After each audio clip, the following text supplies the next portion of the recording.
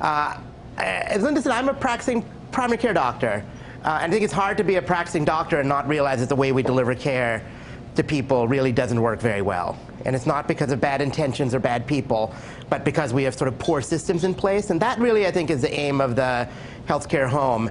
I've had the privilege for the last 10 years or so to be actually building and practicing in what are, I think, I would almost call advanced healthcare homes. So I thought it'd be helpful to talk a little bit about our experience. And in particular, we've been working with purchasers around the country. One of the core lessons, I think, is that in order to do a healthcare home correctly, you have to change the payment model. As long as we're just paid per sick visit, that's all you're going to get.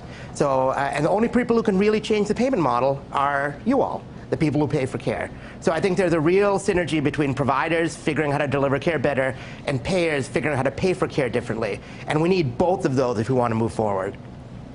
Well, what I think is if you want to really fix healthcare delivery, and particularly primary care, you have to fix three things. It's like a three-legged stool. You've got to fix all three. Fix one or two of them, the stool falls down, right? So I think we shouldn't fool ourselves if we just do one, we're going to make a difference. We've got to do all three.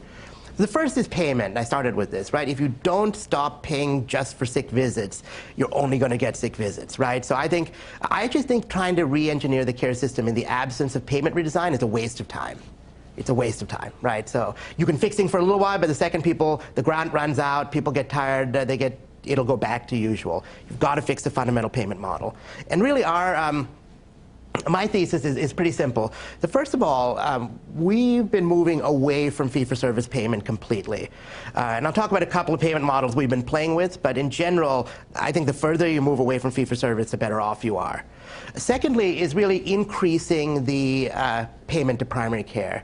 So primary care is 4% of the healthcare dollar in most places, 4%, which I would argue means that 96% is failure of primary care. Right? That's a really stupid investment philosophy, right? It really is a stupid investment. So we say, if we spend more upfront in keeping people like Sharon better managed, you keep them out of the hospital and the ER. A hospital stay is $20,000 in most markets, right? Primary care visits, $50 or $60, right? You can do the math. And then thirdly, what we do is we've been trying to take the barriers away from people going to primary care. So one of the things we've been insisting on is no co-payments for primary care visits. And again, we want people to come to their primary care doctor. We want to manage them. Why exactly are we putting a barrier in front of it, right? There are plenty of things we should be putting barriers on, and primary care is not one of them. By the way, we also try and take barriers away from chronic care drugs. So we take co-pays away from their metformin and their beta blockers and their ACE inhibitors. Again, these are drugs that don't make people feel better. So it's hard to get people to take them anyway.